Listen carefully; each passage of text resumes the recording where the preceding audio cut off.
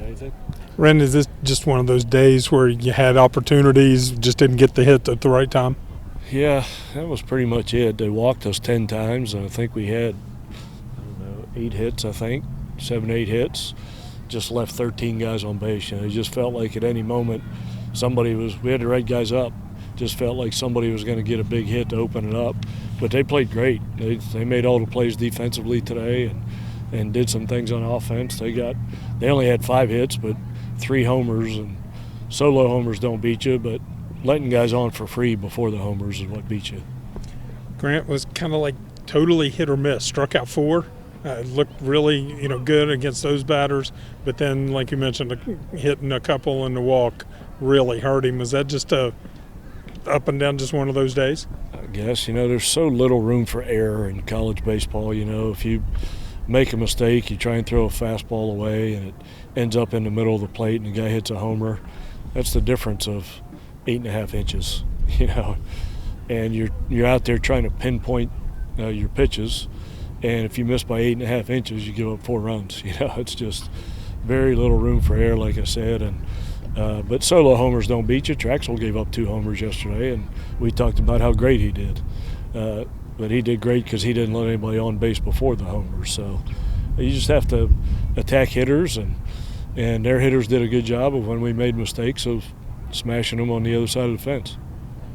It seemed like Grant had really great command there in the first inning and then just kind of went away. Did he say anything in the second, or just one of those days? No, I don't. I try not to talk to them about their outings until the following day that we can both sleep on it. But we'll sit down and watch the video and talk about it and see what went wrong. But he definitely lost the command he had in the first inning.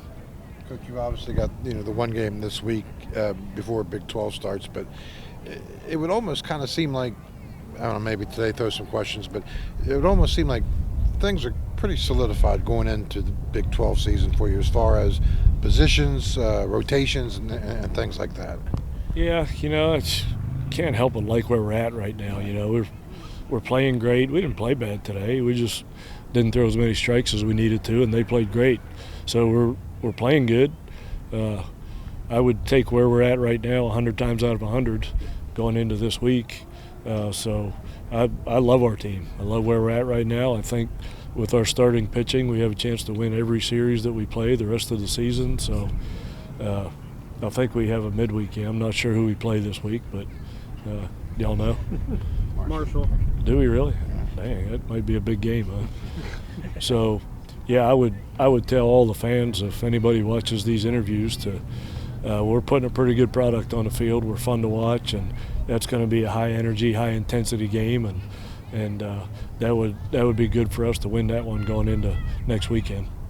How do you build confidence in the younger pitchers, letting them go deeper into games, knowing they might have a much shorter leash than, your Blaine Traxels, Ben Hamdens of the world? Well, if they all pitch like Traxel, then they wouldn't have short leashes.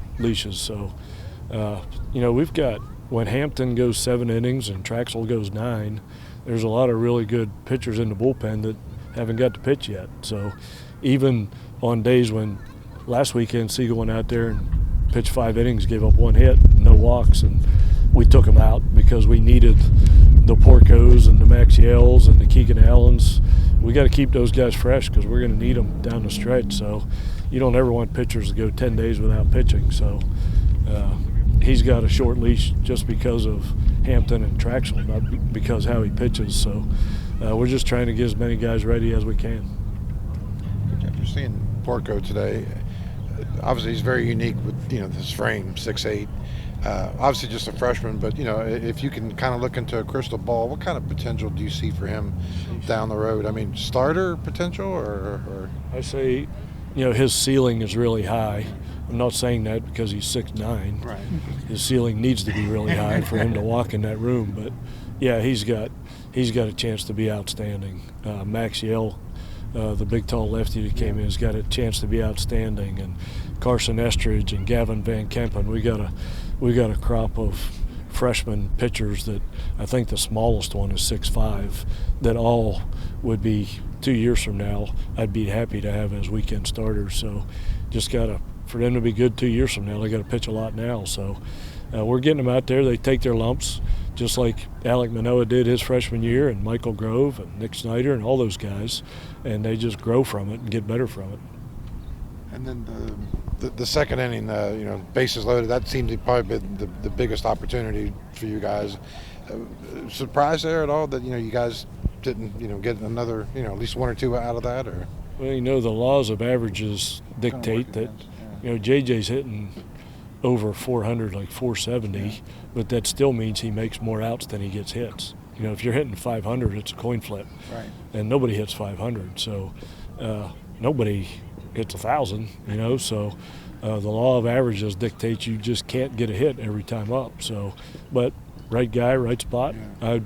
I'd take that 100 times in a row if you offered it to me. Anything else? Good.